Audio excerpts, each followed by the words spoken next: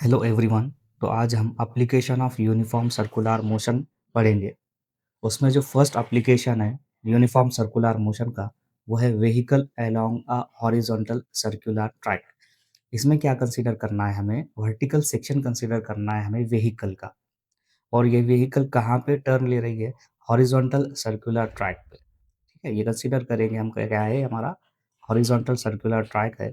ये horizontal circular track है बोले तो ये क्या करेंगे? सपोज करो व्हीकल हमारी सर्कुलर मोशन परफॉर्म करेगी। अब ये सर्कुलर ट्रैक है तो उसका यहाँ पे कहीं ना कहीं क्या रहेगा? सेंटर रहेगा, उसको डिनोट करेंगे हम सी से। उसके बाद ये जो सर्कुलर ट्रैक रहेगा उसका ये यहाँ पे क्या रिप्रेजेंट करेंगे हम? रेडियस स्मॉल आर से। ठीक है। अब व्हीकल जब सर्कुलर ट्रैक पे मूव करेगा तो यहाँ पे कौन कौन से फोर्सेस एक्ट करेंगे हम ये देखेंगे। अब यहाँ पे कौन-कौन से फ़ोर्स करेंगे? सबसे पहले उसका रहेगा व्हीकल का वेट mg। ठीक है? क्या रहेगा सबसे पहले उसका? Weight mg। वेट mg किधर एक्ट करेगा? वर्टिकली डाउनवर्ड डायरेक्शन में। और ये वेट mg को ही क्या बैलेंस करने वाला है यहाँ पे? Normal reaction. दूसरा क्या है यहाँ पे हमारा? Normal reaction. ठीक है? Normal reaction capital N। उसके बाद थर्ड फ़ोर्स कौन-सी रहेंगी यहाँ पे? Force of static friction. Force of static friction. ये फोर्स ऑफ स्टैटिक फ्रिक्शन क्या करने वाली है यहाँ पे? जब कोई व्हीकल सर्कुलर ट्रैक पे मूव होंगी तो उसको स्लिप होने से बचाएंगी। कौन सी फोर्स? हमारी फोर्स ऑफ स्टैटिक फ्रिक्शन। ये किधर एक्ट करेंगी? Towards the centre. ठीक है। अब यहाँ पे डायग्राम की मदद से हम यहाँ पे एक इक्वेशन बना सकते हैं। क्या बना सकते हैं? देखो, नॉर्मल रिएक्शन को बैलेंस कर रहा है mg, या mg को बैलेंस कर रहा है हमारा नॉर्मल रिएक्शन। क्या लिख सकते हैं हम? n, small n is equal to किसके बराबर रहेगा? ये mg। इसको देंगे हम इक्वेशन 1। उसके बाद देखें यहाँ पे और फोर्स कौन सी है? हमारी फोर्स ऑफ स्टैटिक फ्रिक्शन किधर एक्ट कर रही है? Towards the centre. ये फोर्स ऑफ स्टैटिक फ्रिक्शन ही एक्ट होने वाली है। कैसे? रिजल्टेंट सेंट्रीपिटल फोर्स से। उसके बाद हमने देखे थे कोई भी ऑब्जेक्ट जब हमारा सर्कुलर मोशन परफॉर्म करेगा तो वहाँ पे जो है तो सेंट्रीपिटल फोर्स तो रहेंगी। सेंट्रीपिटल फोर्स के साथ साथ वहाँ पे और एक कौन सी फोर्स रहने वाली है? सेंट्रीफ्यूगल फोर्स भी रहेंगी यहाँ पे। बट कौन से डायरेक्शन में रहेंगी? Away from the centre. मतलब ये देख सकते हैं हम यहाँ पे, क्या बता सकते हैं कि सेंट्रीपिटल फोर्स और सेंट्रीफ्यूगल फोर्स दोनों भी हमारे कौन से डायरेक्शन में है? अपोजिट डायरेक्शन में है। और force of static friction towards the centre है और सेंट्रीफ्यूगल फोर्स किधर है? Away from the centre. ये दोनों भी एक दूसरे को क्या करेंगे यहाँ पे? बैलेंस करेंगे। तो हम क्या लिख सकते हैं यहाँ पे? फोर्स ऑफ स्टैटिक फ्रिक्शन किसके बराबर रहेगी? सेंट्रीफ्यूगल फोर्स के बराबर रहेंगी। उसका हमने फॉर्मूला देखे थे। क्या है फॉर्मूला? वो mv square divided by r। इसको देंगे इक्वेशन नंबर 2। ठीक है। अब डिवाइड करेंगे हम इक्वेशन 2 को इक्वेशन 1 से, तो क्या मिलेगा हमें? n divided by F S is equal to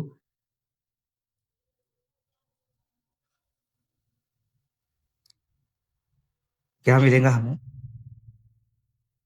F S divided by N is equal to F S क्या है हमारा? M V square divided by R. उसके बाद इक्वेशन 1 क्या है हमारी? एम जी, ये मिलेगा हमें। उसके बाद ये एम क्या हो जाएगा? कैंसिल हो जाएगा। तो इसी को कैसे लिखेंगे हम? V square divided by R G. इसको देंगे हम इक्वेशन नंबर 3। हम यहाँ पे देखो, जो वेट mg है हमारा वो कांस्टेंट रहेगा। नॉर्मल रिएक्शन भी कैसे रहने वाली है? कांस्टेंट रहेंगी। मतलब n इज इक्वल टू हमारा mg, ये कैसा रहने वाला है? Constant. n is equal to mg, ये कैसा रहेगा हमारा? कांस्टेंट रहेगा। उसके बाद जो रेडियस है हमारा, वो रेडियस भी चेंज होने वाला है क्या? नहीं चेंज होगा। मतलब यहाँ पे जो रेडियस r है, ये r भी कैसा रहेगा हमारा? कांस्टेंट रहेगा। उसके बाद देखो, जब कभी भी हमारी व्हीकल यहाँ पे सर्कुलर ट्रैक के ऊपर जब मूव होंगी, अगर यहाँ पे स्पीड बढ़ेगी व्हीकल की, तो ज़ाहिर सी बात है फोर्स ऑफ स्टैटिक फ्रिक्शन भी क्या होगा? बढ़ेगा। क्योंकि फोर्स ऑफ स्टैटिक फ्रिक्शन क्या करने वाला है? यहाँ पे व्हीकल को स्लिप होने से बचाएगा। जैसे-जैसे स्पीड बढ़ेगी, ज़ाहिर सी बात है फोर्स ऑफ स्टैटिक फ्रिक्शन भी यहाँ पे बढ़ने वाला है। लेकिन जो फोर्स ऑफ स्टैटिक फ्रिक्शन बढ़ेगा, स्पीड बढ़ेगी तो ज़ाहिर-सी बात है, लेकिन हम कितनी भी स्पीड बढ़ाते चलेंगे तो फोर्स ऑफ स्टैटिक फ्रिक्शन हमारा बढ़ने वाला नहीं है। उसकी भी कुछ ना कुछ यहाँ पे क्या रहेंगी? लिमिट रहेगी, है ना? मैक्सिमम लिमिट रहेगी उसकी, वो मैक्सिमम लिमिट को ही क्या बोलते हैं हम यहाँ पे अपर लिमिट। किसकी upper limit? Force of static friction की। फोर्स ऑफ स्टैटिक फ्रिक्शन का फॉर्मूला हमने 11th क्लास में देखे थे। फोर्स ऑफ स्टैटिक फ्रिक्शन का फॉर्मूला क्या था हमारा? F S is equal to mu S N.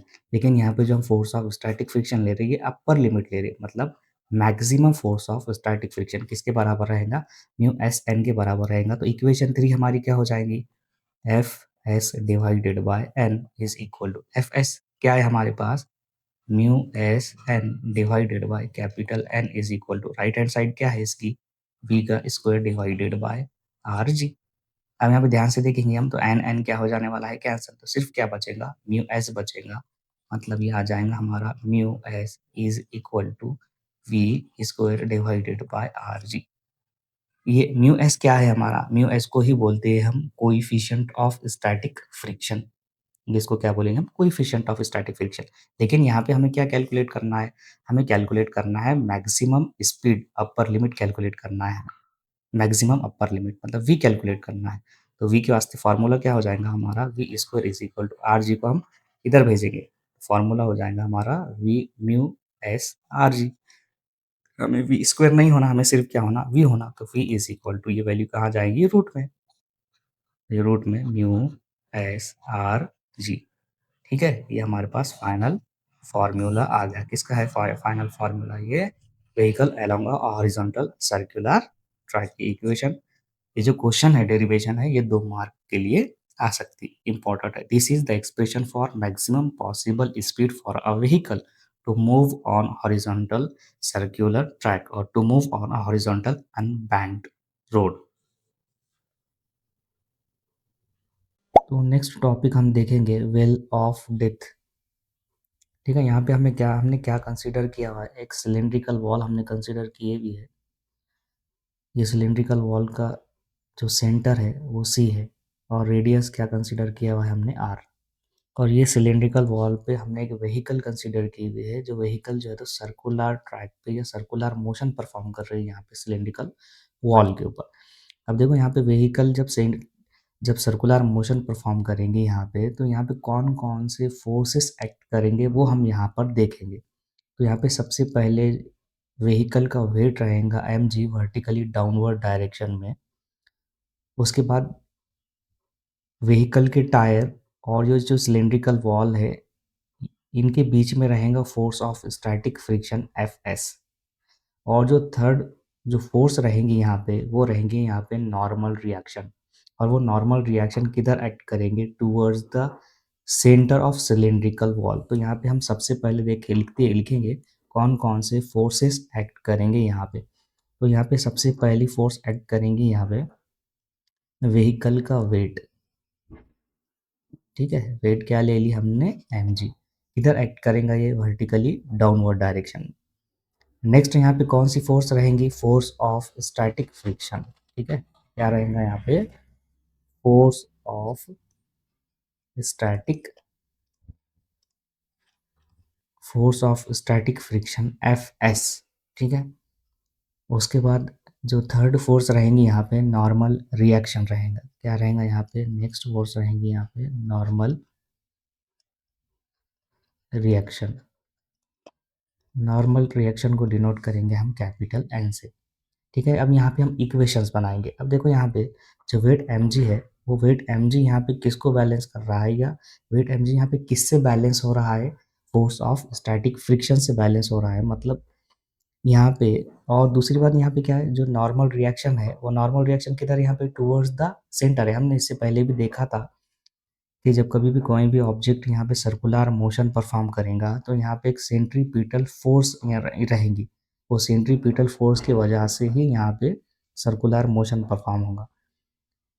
ठीक है, और वो सेंट्रीपिटल फोर्स कभी भी खुद से नहीं आएगी, कोई ना कोई दूसरी फोर्स प्रोवाइड करती है सेंट्रीपिटल फोर्स। और यहाँ पे जो नॉर्मल रिएक्शन एन है वो सेंट्रीपिटल फोर्स प्रोवाइड करेगा। ठीक है, तो यहाँ पे जो नॉर्मल रिएक्शन एन है वो एक्ट करेगा रिजल्टेंट सेंट्रीपिटल फोर्स। ये ऐसे भी लिख सकते हैं यहाँ पे, ये जो नॉर्मल रिएक्शन है वो बैलेंस करेगा किसको, सेंट्रीफ्यूगल फोर्स को। तो यहाँ पे इक्वेशन क्या लिख सकते हैं हम, normal reaction N is equal to total centripetal force mv square divided by r, या इसको और ऐसे भी लिख सकते हैं हम एम आर ओमेगा स्क्वायर। ठीक है, उसके बाद क्या लिखेंगे हम, mg, weight mg is equal to क्या है हमारे पास, fs। इक्वेशन नंबर 1 देंगे, इसको इक्वेशन नंबर 2 देंगे। अब क्या करेंगे हम, अब यहाँ पे फोर्स ऑफ स्टैटिक फ्रिक्शन का हमने फॉर्मूला देखे थे, force of static friction is equal to क्या आ रहा था, म्यू एस एन। तो यहाँ पे फोर्स ऑफ स्टैटिक फ्रिक्शन हमेशा लेस देन और इक्वल टू रहेगा म्यू एस एन के। ठीक है, तो यहाँ पे मिलेंगे हमें एफ एस किसके बराबर है, एम जी के। तो यहाँ पे लिखेंगे M G is less than और equal to mu S N. ठीक है, तो M G is less than और equal to mu S N किसके बराबर है हमारा, N, N is equal to M V square divided by R. यहाँ पे एन के जगह पे लिखेंगे M V square divided by R. ये एम क्या हो जाएगा, कैंसल। तो जी लेस देन और equal to mu S V square divided by R. लेकिन यहाँ पे हमें क्या मालूम करना है, वी मालूम करना है। अगर यहाँ पे वी मालूम करना है तो ये म्यू एस न्यूमरेटर में है तो इधर जाके डिनोमिनेटर में जाएगा, और आर डिनोमिनेटर में है तो न्यूमरेटर में आएगा। तो ये are G divided by mu S is less than और इक्वल टू वी का स्क्वायर, ये मिलेगा हमें। लेकिन यहाँ पे हमें वी स्क्वायर मालूम नहीं करना है, हमें क्या मालूम करना है, यहाँ पे वी मालूम करना है, मिनिमम सेफेस्ट वेलोसिटी। तो क्या मिलेगा हमें, इसी को हम कैसे लिख सकते हैं, हम V square is greater than और equal to R G divided by mu S, या ऐसा भी लिखेंगे V minimum safest velocity is equal to under root R G divided by mu S. ये हमारे पास इक्वेशन आ गई वेल ऑफ डेथ की। ठीक है, minimum safest velocity of a body to move in well of death. यहाँ पे ये point complete हो गया है। तो नेक्स्ट टॉपिक देखेंगे हम, vehicle on a banked road. ठीक है, तो vehicle on a banked road सबसे देखने के लिए सबसे पहले हमें देखना पड़ेगा ये जो बैंक्ड रोड है इसकी ज़रूरत हमें क्यों पड़ी। देखो, इससे पहले के टॉपिक में हमने देखा था कि कोई भी व्हीकल जब सर्कुलर ट्रैक, सपोज करो एक कोई सर्कुलर ट्रैक है, ये सर्कुलर ट्रैक के ऊपर जब कोई भी व्हीकल मूव करेंगे तो हमने बोले थे वहाँ पे फोर्स ऑफ स्टैटिक फ्रिक्शन रहेगा। किसके बीच में रहेगा फोर्स ऑफ स्टैटिक फ्रिक्शन, जो व्हीकल के टायर है और जो रोड सरफेस है उसके बीच में क्या रहेगा, फोर्स ऑफ स्टैटिक फ्रिक्शन रहेगा। लेकिन ये बात ध्यान में रखो, कभी भी जब कर्व सरफेस के ऊपर व्हीकल मूव करेंगी तो वहाँ पे जो फोर्स ऑफ स्टैटिक फ्रिक्शन रहेगा, फोर्स ऑफ स्टैटिक फ्रिक्शन कभी भी कांस्टेंट नहीं रहता, उसकी वैल्यू क्या होती रहती, चेंज होती रहती, क्योंकि वो किसके ऊपर डिपेंड करता है, रोड सरफेस के ऊपर। हमें मालूम है कि रोड सरफेस कभी भी सेम नहीं रहते, कभी रोड सरफेस जो है तो स्मूथ रहेंगे। अगर यहाँ पे रोड सरफेस स्मूथ है तो वहाँ पे जो फोर्स ऑफ स्टैटिक फ्रिक्शन रहेगा उसकी वैल्यू हमें कम मिलेंगी, और अगर रोड सरफेस रफ है तो फोर्स ऑफ स्टैटिक फ्रिक्शन की जो वैल्यू है वो हमें कैसे मिलेंगी, ज़्यादा मिलेंगी, मैक्सिमम मिलेंगी। तो इसका मतलब ये है कि force of static friction constant नहीं रहेगा, कभी force of static friction change होता रहता है। तो हम फोर्स ऑफ स्टैटिक फ्रिक्शन के ऊपर डिपेंड नहीं रह सकते। तो इसके लिए हमने क्या किया, यहाँ पे जो हमारा कर्व सरफेस था, ठीक है, ये हमारे पास हॉरिजॉन्टल कर्व सरफेस है, ये इसका इनर एज है और ये आउटर एज है। तो हमने क्या किया, यहाँ पे आउटर एज को थोड़ा सा उठा दिए। ठीक है, आउटर एज को क्या किया, थोड़ा सा रेज किया हमने, थोड़ा सा उठा दिए, तो यहाँ पे क्या बना, एक एंगल बना थीटा, और ये थीटे को क्या बोलते हैं हम, बैंकिंग एंगल। और ये जो पूरा प्रोसेस है, जब हम यहाँ पे आउटर एज को जो उठाते हैं, थोड़ा सा रेज करते हैं कुछ हाइट के ऊपर, ये पूरे प्रोसेस को बोलते हैं हम बैंकिंग ऑफ रोड, या उसको बोलते हैं हम बैंक्ड रोड। इसकी इसी की इक्वेशन हमें क्या करना है, यहाँ पे बैंकिंग ऑफ एंगल की इक्वेशन हमें यहाँ पे क्या करना है, मालूम करना है। तो उसके लिए हमने यहाँ पे एक डायग्राम कंसिडर की हुई है। ठीक है, ये बैंक्ड रोड है सपोज कि हमने, और यहाँ पे ये जो थीटा है, ये थीटा रिप्रेजेंट कर रहा है यहाँ पे बैंकिंग एंगल। क्या रिप्रेजेंट कर रहा है, ये बैंकिंग एंगल रिप्रेजेंट कर रहा है। यहाँ पे हमने व्हीकल कंसिडर किए, अब ये कर्व्ड बैंक्ड रोड के ऊपर जब हम व्हीकल कंसीडर करेंगे और ख़ास तौर से ये जो हम डेरिवेशन फाइंड कर रहे हैं, ये डेरिवेशन हम फाइंड करने वाले हैं विदाउट फ्रिक्शन के, ठीक है? यहाँ पे हमें फ्रिक्शन कंसीडर नहीं करना है। तो यहाँ पे डायग्राम में आपको कहीं भी फ्रिक्शन नहीं दिख रहा होगा, क्योंकि इससे पहले के जो हमने टॉपिक पढ़े थे वहाँ पे 3 फोर्सेस एक्ट कर रहे थे। एक फोर्स ऑफ स्टैटिक फ्रिक्शन, दूसरा है वेट mg और तीसरा है नॉर्मल रिएक्शन। लेकिन यहाँ पे सिर्फ और सिर्फ वेट mg ही कंसीडर करेंगे और नॉर्मल रिएक्शन कंसीडर करेंगे। फोर्स ऑफ स्टैटिक फ्रिक्शन को यहाँ पे हम इग्नोर करेंगे। तो ये व्हीकल के ऊपर कौन कौन से फोर्स एक्ट हो रहे हैं? सबसे पहले एक्ट हो रहा है यहाँ पे उसका वेट mg, ठीक है, वर्टिकली डाउनवर्ड डायरेक्शन में। सेकेंड यहाँ पे कौन सी फोर्स एक्ट हो रही है? नॉर्मल रिएक्शन, कैपिटल एन, ठीक है। अब क्या किया यहाँ पे हमने नॉर्मल रिएक्शन को दो कंपोनेंट में हमने रिजॉल्व किए, एक है हॉरिजॉन्टल कंपोनेंट और दूसरा है वर्टिकल कंपोनेंट, ठीक है। अब यहाँ पे जो वर्टिकल कंपोनेंट है वो वेट mg को बैलेंस करेगा, एन कॉस थीटा किसको बैलेंस करेगा? यहाँ पे mg को बैलेंस करेगा। और जो हॉरिजॉन्टल कंपोनेंट है हमारा एन साइन थीटा, वो किधर है? टूवर्ड्स द सेंटर है। मतलब एन साइन थीटा रिस्पॉन्सिबल रहेगा किसके लिए? सेंट्रीपिटल फोर्स के लिए। मतलब ये लिख सकते हैं हम कि एन साइन थीटा हमारा, क्या लिख सकते हैं हम यहाँ पे? एन साइन थीटा किसके बराबर रहेगा? रिजल्टेंट सेंट्रीपिटल फोर्स के लिए, M V square divided by R, ठीक है। ये लिख दिया हमने, N sine theta is equal to resultant centripetal force. और क्या लिख सकते हैं यहाँ पे हम यहाँ पे लिख सकते हैं N cos theta is equal to, N cos theta किसके बराबर रहेगा यहाँ पे? एम जी के बराबर।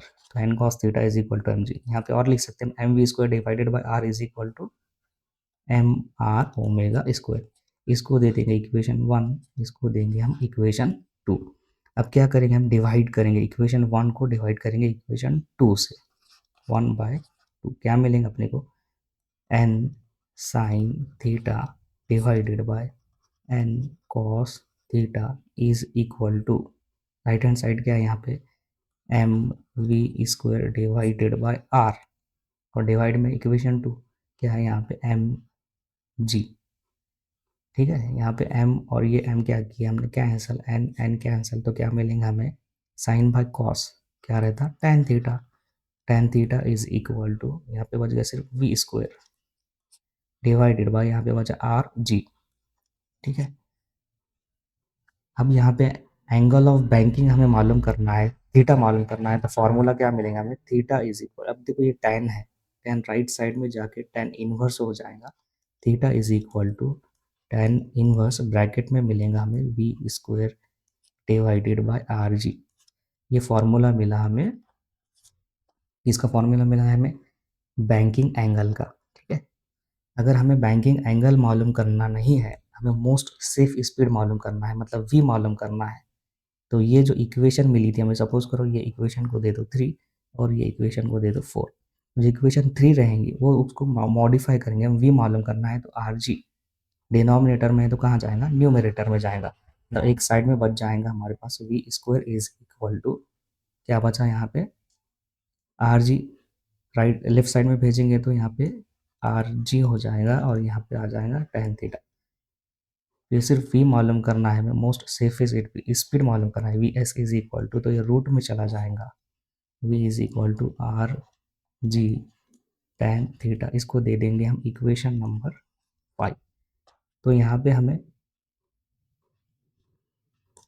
दो इक्वेशन मिले, एक थीटा के लिए और एक वी के लिए। ये जो इक्वेशन ये किसके लिए? हमारे पास बैंकिंग एंगल के लिए। अगर एग्जाम में बैंकिंग एंगल थीटा मालूम करने के लिए बोला हुआ है तो ये यहीं तक मालूम करेंगे हम, ये इक्वेशन तक। अगर मोस्ट सेफेस्ट स्पीड पूछा, मोस्ट सेफेस्ट स्पीड पूछा, तो क्या मालूम करेंगे हम? V S is equal to R G tan theta, ठीक है।